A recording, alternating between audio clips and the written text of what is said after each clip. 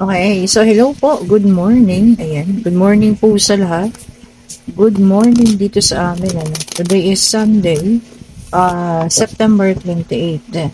So ilang araw na lang po ha, nalalapit na ang pagtatapos na naman ng September and October na. O, 'di ba?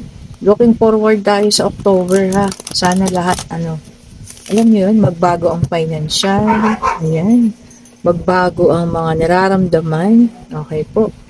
So, ayan. Tignan nga natin, kung ano ang mangyayari, or maaaring mangyari sa buong araw na ito at sa mga susunod na araw. Okay? So, i-check natin, ha, kung ano pong maaaring mangyari sa mga susunod na araw. Okay? So, meron tayo dito, dalawa ito ha. Unang lumabas ay ang ating King of Wands. Okay. So, tingnan natin ha. And then, meron tayo ditong Eight of Cups. Okay. Sige. Tingnan pa natin, Kumuha tayo ng 4 spread cards with 8 pieces of cards. Okay? Tignan natin. Para makita natin kung anong paparating para sa inyo sa mga susunod na araw.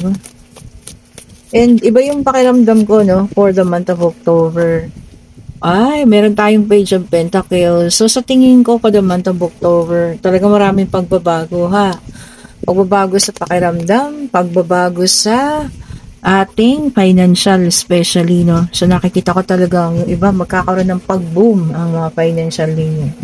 Okay, so meron tayo ditong King of Wands, meron tayo ditong Eight of Cups, and then meron tayong Page of Pentacles, and then the Temperance. Okay ha?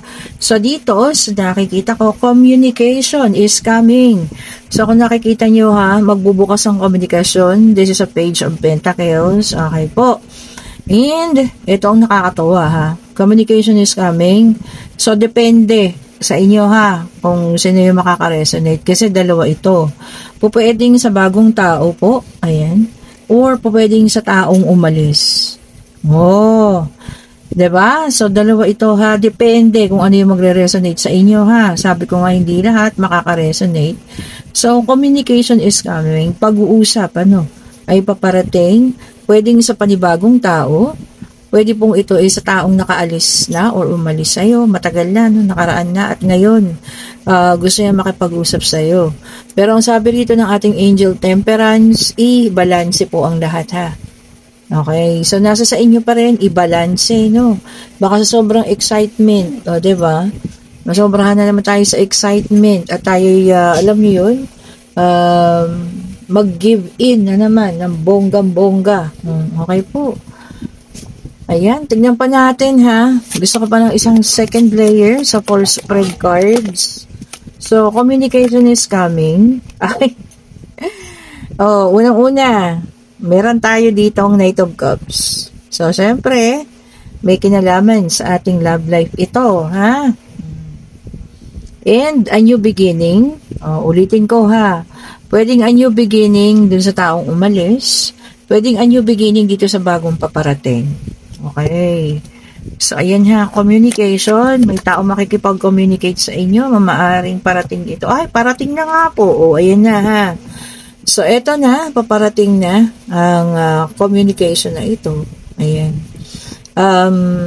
Kasi pasulong na Page of Wands. Paalis na ha. So, yun po, depende sa inyo. Pwedeng panibagong tao, pwede pong nakaraan na. Ulitin ko ha, depende kung ano yung para sa inyo.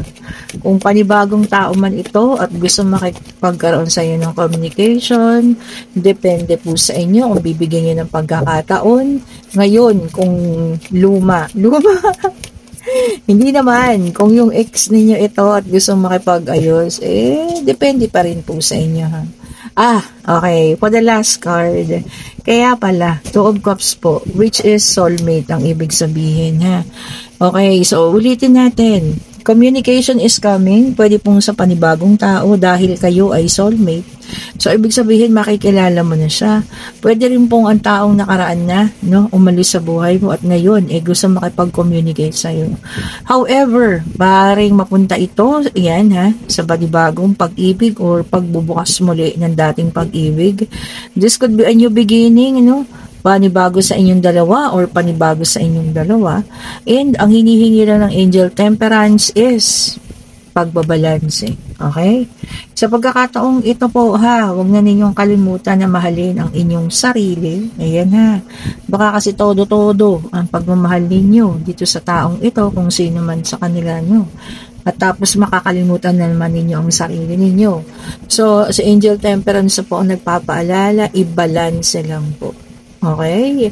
Tignan nga natin kung ang karakteristik ng taong ito. No?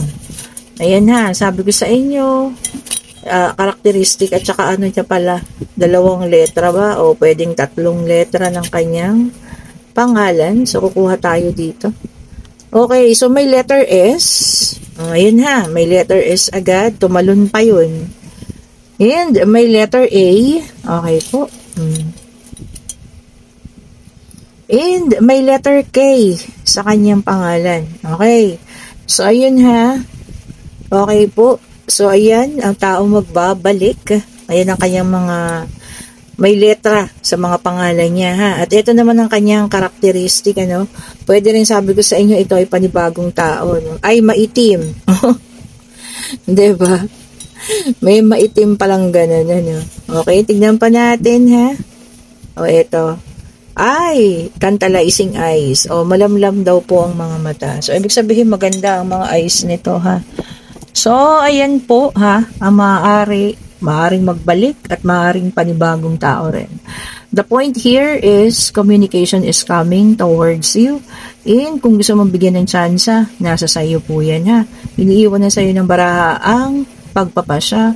However, nakikiusap sa angel temperance na kung sakali man, maganap ito ay ibalanse lamang, ibalanse ang pagmamahal sa sarili at ibalanse ang pagmamahal sa taong ito.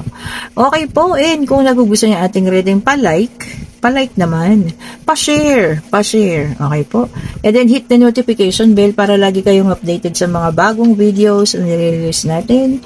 And sa lahat ng gustong umorder po ng bracelet, ang dami ko nakikita sa comment section. Ba't hindi nyo makita yung aking nilalagay po dyan na link? Para makausap nyo ko ha. Ayan, mag-order na kayo. Ito pa yung iba. Okay po ha. O, ayan, ang mga bracelet natin. Puro all original. Kung nakikita nyo naman po ha, walang nagbabakbak. Itong ano ko na to, ang tawag dito, amethyst. Matagal na po yan. Yan ang kauna-unahan ko po ha. Kasunod nitong aking citrine mantra. Ang tagal na po nito. Siguro may 3 years. Ganun ano. Ayan, yan po ang aking pinakamatagal. So, ayan, nakikita nyo naman, walang pagbabago, no? At minsan, nababasa ako pa yan, nang hindi ko naman sinasadya. Pero ang citrine mantra ko kasi, minsan talagang hindi ko na nahuhubad. Nababasa ko rin naman siya. Pero okay lang naman, kasi naaalis na yung mga negativity, Okay po, so click nyo na yung link ha, at tayo'y maghuntahan sa inyong mga orders. At syempre sa inyong mga pabango ha, mag-order na rin kayo. And dun sa mga nanalo po ha, iilan pa lang yung mga nagke-claim. Naku, i-claim nyo na po. After po ng 30 days or isang buwan at hindi nyo pa nakiklaim, irarapol ko po ulit yun ha, by December po. Oh, pasensya na kasi hindi nyo naman kiniklaim ha. Lalo na si Ma'am Nita, yung nanalo ng ating bracelet, ma'am, i-click nyo lang yung link dyan para makausap nyo ako, paano nyo makiklaim at yung mga nanalo ng perfume at salt bath po ha. Meron pang hindi mga nakakakuha. Ayan, i-click nyo lang po yung link. Thank you so much po for watching. Ayan. Have a great day po sa inyo ha. Today is Sunday. Okay po, kung kaya natin makapagsimba, ayan. Daan tayong simbahan ha. Bye-bye po sa inyo.